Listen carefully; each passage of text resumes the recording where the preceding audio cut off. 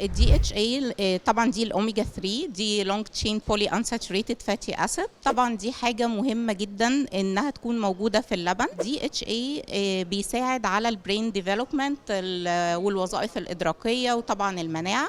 لما يكون جاي من الطحالب دي حاجه بتكون كويسه جدا لان بيخلي الريحه والطعم بتاع اللبن مش ريحه زفاره، وده طبعا معروف عن الالبان الارتفيشال ان هي بتكون فيها ريحه زفاره. فلما يكون الدي اتش اي جاي من الطحالب دي بيوريتي طبعا، سستينابيليتي ما بيأثرش على المارين ايكو سيستم، بالاضافه بقى للريحه والطعم الكويسين طبعا للبيبي، ودي برضو بتكون حاجه مريحه للام.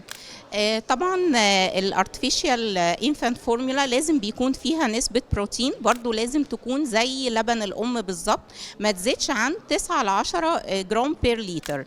فطبعا لما بيكون الواي بروتين نسبته للكازين بروتين 60-40%، ده بيزود الجي اي تي تولرابيلتي، فبيقلل الجي اي تي ابسات، ما بيكونش فيه مغص، ما بيكونش فيه انتفاخات، بيكون الطفل مرتاح جدا في الفورمولا بتاعت اللبن.